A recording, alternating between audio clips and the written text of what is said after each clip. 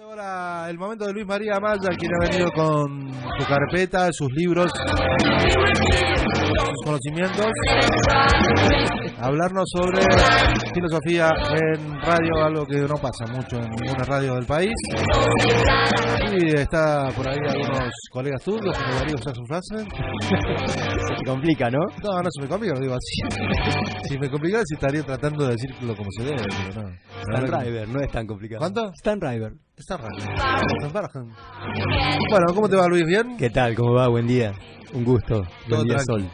Hola, ¿qué tal, Luis? ¿Cómo estás? Bueno, ¿qué tema nos has traído hoy para charlar, para bajarle a la comunidad? Hay, o anda dando vuelta una cuestión que a mí últimamente me ha llamado la atención, que es ciertos usos de determinados autores. Lo que habíamos comenzado a hablar en columnas anteriores respecto de las condiciones de recepción de determinadas lecturas y de determinados autores. Y un autor sobre el que se vuelve recurrentemente en estos tiempos es Nietzsche. Uh-huh. ¿Sí? Hay dos, me parece. Uno es Nietzsche, el otro es Foucault. Es muy probable que el miércoles que viene estemos continuando esta pequeña mini saga entre las cosas que se pueden hacer con Nietzsche y las cosas que se pueden hacer con Foucault, en el presente. Uh-huh. Lo primero que me llama la atención es el hecho de que si uno descontextualiza la obra de un autor, puede correr algunos riesgos. Entre otras cosas, aquello que en algún momento histórico resultó disruptivo, resultó incluso necesario y fue una crítica feroz a un sistema de valores y un estado de situaciones que en aquel momento podía ser opresor, traídos al presente, es muy probable que esté dialogando con otro tipo de discursos, con otro tipo de situaciones y con otro tipo de realidad. Uh-huh. Me parece que algo de eso sucede con Nietzsche. Nietzsche fue un tipo que nació hacia fines del siglo XIX, 1844, cuando Marx está escribiendo los manuscritos económicos y filosóficos, en el seno de una familia donde el papá era un predicador protestante, con una presencia materna muy fuerte.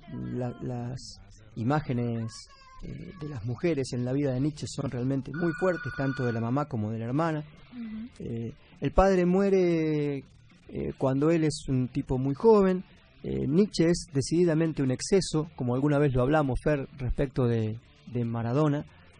Son personalidades que son realmente un exceso. Uh-huh. Y Nietzsche no te da la posibilidad de acercarte a él de modo tibio, de modo neutral. Uh-huh. O lo amás o lo odias, o te resulta repulsivo o te terminás enamorando profundamente de un tipo que fue dueño, y la verdad que no sé si estoy utilizando el término correcto, de una inteligencia excesiva, de una inteligencia impresionante.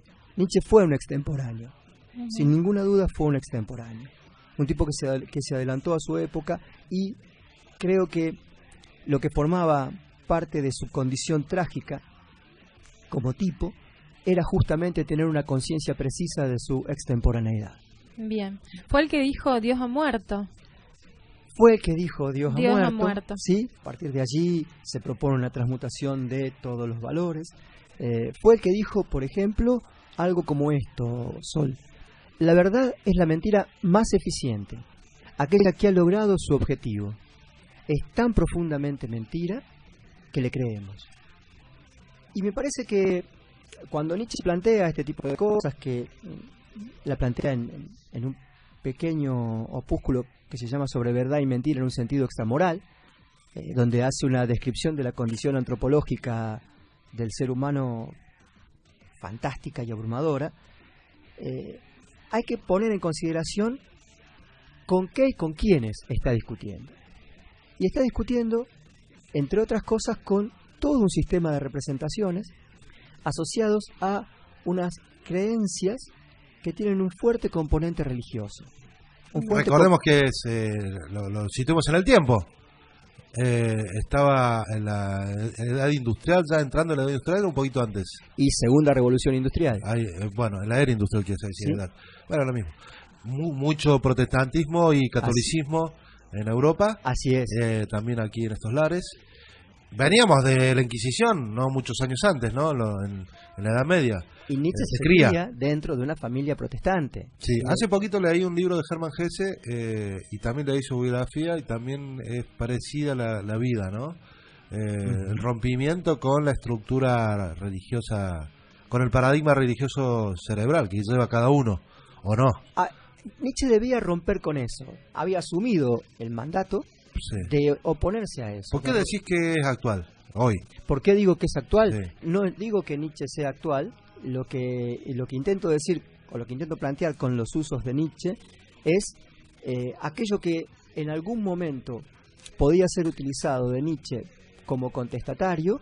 Hoy ya no lo sé si lo es tanto. Claro, porque él hacía, para la gente que no lo conoce, él hacía como una revisión, ¿no es cierto?, de los valores de ese momento, ¿no? Una transmutación de todos aquellos valores. Valores y los ponía en jaque, digamos. Entonces era un poco limpiarse esas cosas, interpelarlas, decir, bueno, ¿qué nos sirve, qué no? Y esa era la crítica a la sociedad. También hablaba, seguramente vos vas a explicar mejor, del transhombre o del superhombre, ¿no es cierto? Creer un poco más en el hombre, digamos, para poder sobrellevar la vida, me parece, y no tanto en ese sistema de dogma, en ese sistema de valores así prefijados y que había que respetar porque había una bajada como de un Dios todopoderoso que te decía que las cosas tienen que ser así y nada más que así.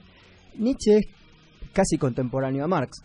Cuando Marx lee a Feuerbach en la tesis 11, lo que dice es: los filósofos nos hemos encargado hasta ahora de interpretar el mundo, de lo que se trata es de transformarlo, ¿sí? Y la crítica a partir de la cual Marx se vale para luego hacer una crítica de la sociedad capitalista es la crítica a la religión. Hay que ubicar entonces a Nietzsche en ese contexto. Nietzsche se propone criticar una estructura que está asociada a los dogmas religiosos. Era la estructura de ese momento histórico, era la estructura de 1800. En ese contexto histórico, lo que Nietzsche hace es arrasar con todos los valores que hasta entonces se habían considerado como inmutables, imperecederos, incuestionables, y que en un sentido bastante pragmático, bastante concreto, ofrecían un marco de opresión sobre la vida cotidiana de las personas. Bueno, ese es el contexto histórico de Nietzsche. Claro. Sí, era una invitación como a estar más libres, ¿no? A pensarse, así, hablando en términos como más... Convengamos que todavía en Europa existían monarquías absolutas. Claro. El Imperio Austrohúngaro estaba en pie, ¿sí? Tener en cuenta este tipo de cuestiones a mí me parece que es fundamental. Contextualizar al autor en su época me parece que es fundamental para leerlo. Cuando planteo los usos de Nietzsche en el presente, cuando planteo en realidad, o me propongo plantear los peligros de los usos de Nietzsche en el presente, es que nosotros no vivimos en un tiempo que sea opresivo. La sociedad contemporánea... ¿Vos pensás eso? Para mí sí. Bueno, explico en qué sentido lo digo. Sí. Foucault describe un tipo de sociedad que es un tipo de sociedad de control. Habla de una sociedad de control, de una sociedad que a partir de una serie de dispositivos que tengan que ver con la medicina, con la sexualidad, asociados incluso a instituciones estatales. Habla de la cárcel. ¿Sí? La cárcel, ¿sí? Son una serie, el loquero, el manicomio, son una serie de dispositivos que tienen la función de controlar el cuerpo, controlar la vida de las personas. Y allí surge el concepto de biopolítica, ¿sí? En los últimos 40 años, a partir de lo que es el avance del neoliberalismo que se concreta de un modo taxativo, ya incontestado, a partir de la caída del muro de Berlín, asistimos a otro tipo de sociedad. Esta es una sociedad de la permisividad. Pero guarda, que el control viene por otro lado. Google sabe todo lo que haces y lo que pensás y lo que... Sí, los mecanismos de control. Me parece que es más sutil quizás, pero hay control. Y quizás más control que cuando éramos individuos en nuestras casas, que lo único que pasaba era entrar un cable de televisión. Ahora entra en mi teléfono, sabe a dónde fui de vacaciones, todos los lugares que recorrí. Yo le dejé que tuvieras información. El control es tremendamente más fuerte, me parece hoy, y a su vez no sé a dónde vamos. Justamente si uno ve Black Mirror, por ejemplo, sí, Black Mirror, que es un gran anticipo de lo que puede llegar a pasar en nuestro planeta si seguimos así, bueno, justamente lo que plantea es el máximo control. Bien. Y a través del mercado, ¿no? El mercado también nos controla. Y diciéndonos qué lindo que es estar controlado, porque uno va y se compra ese celu, quiere geolocalizarse porque ahora voy a poder saber que estoy al frente de tarjeta naranja. ¿Entendés? Y uno quiere estar dentro de ese control. No es que sea un control como el anterior, feudal o lo que sea, más forzoso. Las dictaduras no son más como la de Hitler, Mussolini o qué sé yo, los dictadores argentinos. Son de otro modo. Yo les agradezco, no saben cuánto, que hayan si llegado. querés nos damos un abrazo al fin. Que hayan llegado hasta este punto. Porque en realidad esta es la cuestión. Claro. La pregunta es, ¿te sentís controlado? Sí. ¿Todo el mundo se siente controlado? No, todo el mundo no. Yo me siento controlado. Claro. Solamente te sentís controlado si tenés los elementos que te puede otorgar una cierta reflexividad crítica para poder evaluar que, como decía Cortázar respecto del reloj, respecto de cuando te regalaban un reloj, que en realidad uno era el regalado, decir algo similar en torno al celular, a lo que vos planteabas, Fer, respecto del celular recién. A ver, cuando hablo de una sociedad de la permisividad, estoy pensando básicamente en que no se puede comprender esto si no lo comprendemos dentro de lo que es la lógica del capitalismo contemporáneo, que hoy recibe el nombre de neoliberalismo. El neoliberalismo es mucho más que un sistema económico que se propone en mercados. El neoliberalismo es un dispositivo de captación de subjetividades, ¿sí? Y como tal debe ampliar sus márgenes de permeabilidad de la vida de las personas a todos los órdenes posibles. Entonces nos encontramos discutiendo acerca del poliamor, o nos encontramos planteándonos cuestiones que van asociadas a erosionar, sino a romper decididamente con todas las instituciones que en algún momento le dieron, no sin ser pasible de críticas, le dieron a la vida en sociedad un sentido. Si hay un elemento que para el neoliberalismo, en términos políticos y económicos, es un obstáculo, ese es el Estado. Lo estamos viviendo los argentinos en carne propia. El Estado debe ser un facilitador de los flujos económicos. Si el Estado logra o cumple con su función de ser un facilitador de los flujos económicos, entonces todo está bien. Cuando el Estado se propone algún otro tipo de función asociada a la redistribución social de la riqueza, cuando se propone algún otro tipo de función asociada a algún tipo de legislación que marque determinadas pautas asociadas al bien común, ahí hay un obstáculo. Pero eso que pasa en el plano de lo político, no solo pasa en el plano de lo político. Las personas ya no pueden vivir sin ese gadget del cual hablaba Lacan, que es el celular, que además no es un teléfono, se ha transformado en un dispositivo portátil, en una plataforma a partir de la cual podemos acceder a lo que querramos, en el momento en que querramos, en tiempo presente, ¿sí? Sin ningún tipo de limitación.